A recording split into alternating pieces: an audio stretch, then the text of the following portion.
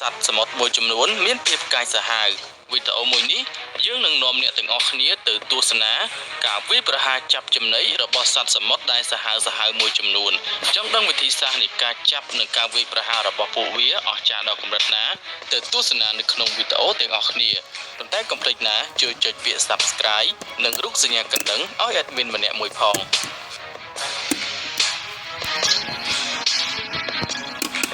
សត្វមឹកចាប់សត្វក្តាមជាចំណីសត្វមឹកមួយក្បាលនេះកំពុងតែចាប់ក្តាមសមុទ្រដ៏ធំមួយដោយប្រើដៃរបស់វាដ៏ច្រើនចាប់លើកសត្វក្តាមនោះស៊ីផុយតែម្ដងហើយប្រើដៃរបស់វាដើរយកទៅថែមទៀតផងដៃរបស់វាគឺពិតជាខ្លាំងណាស់សត្វក្តាមនោះរើមិនរួចនោះទេហើយវានឹងហែកក្តាមស៊ីជាចំណីដោយប្រើដៃរបស់វាថែមទៀតពិតជាមានកម្លាំងខ្លាំងពិតមែននេះគឺជាលើកទី1ហើយដែលបានឃើញសត្វមឹកចាប់សត្វក្តាមស៊ីជាចំណីបែបនេះ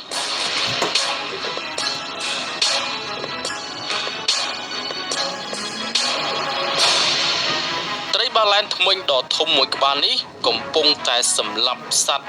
ភេសមុទ្រនិងខំស៊ីជាចំណីតែម្ដងភេសមុទ្រគឺរត់មិនរួចឡើយតើប្រិយមិត្តទាំងអស់គ្នាធ្លាប់បានឃើញពស់សមុទ្រដែរឬទេពស់សមុទ្រនេះគឺពិតជាគួរឲ្យខ្លាចពិតមែនអន្ទង់ម៉ូរ៉េគឺជាអន្ទង់ដ៏កាចសាហាវទៅហើយនៅក្នុងមហាសមុទ្រប៉ុន្តែបើសិនជាប៉ះជាមួយនឹងពស់សមុទ្រប្រភេទនេះវិញគឺវាមិនអាចតតាំងជាមួយនឹងពស់សមុទ្របាននោះទេពស់សមុទ្រមានកម្លាំងខ្លាំងជាងអន្ទង់ម៉ូរ៉េថែមទៀតវាកំពុងតែសម្លាប់អន្ទង់ម៉ូរ៉េហើយទូកអ្នកនេសាទជាច្រើនកំពុងតែស្ទូចត្រីស្រាប់តែឃើញត្រីបាឡែនធ្មេញដ៏ធំវាយប្រហារតាមខំត្រីឆ្លាមតូចមួយស៊ីជាចំណីត្រីបាឡែនធ្មេញពិតជាមិនធម្មតាឡើយតើលោកអ្នកស្គាល់ខ្យងសមុទ្រមួយប្រភេទនេះដែរឬទេវាគឺជាខ្យងសមុទ្រកាចសាហាវការចាប់ចំណីរបស់ពួកវាប្រើព្រុយដើម្បីទាក់ទាញត្រីតូចហើយវានឹងដើរយឺតចូលទៅជិតត្រីទាំងអស់នោះខំស៊ីជាចំណីដោយត្រីតូចគិតថាខ្យងវាមិនអាចស៊ីពួកវាបាននោះទេដោយសារតែយឺតប៉ុន្តែបើប៉ះខ្យងប្រភេទនេះវិញ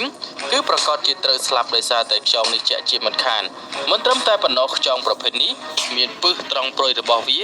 អាចធ្វើឲ្យលោកអ្នកឈឺចាប់យ៉ាងធ្ងន់ធ្ងរថែមទៀតផងបើសិនជាប៉ះជាមួយនឹងព្រុយរបស់វា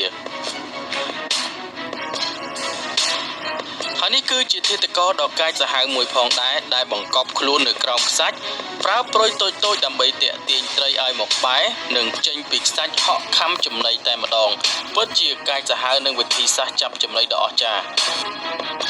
នេះគឺជាខ្យងសមុទ្រតូចមានច្រើនខ្លាំងណាស់កំពុងតែវារឡើងមកលើឆ្នេរដើម្បីមកបឺតជញ្ជក់សាកសពត្រីជេលីហ្វីដែលបានស្លាប់វាពិតជាមិនគួរជឿនោះទេតែខ្យងទាំងអស់នេះវាពិតជាដឹងក្លិនពិតមែនគ្រាន់តែសាកសពត្រីជេលីហ្វីមួយក្បាលស្លាប់នៅឆ្នេរវានាំគ្នាមកយ៉ាងច្រើនដើម្បីបឺតជញ្ជក់អាហារដែលឆ្ងាញ់បំផុតសម្រាប់ត្រីឆ្លាមគឺជាប្រភេទភេសមុទ្រនោះឯង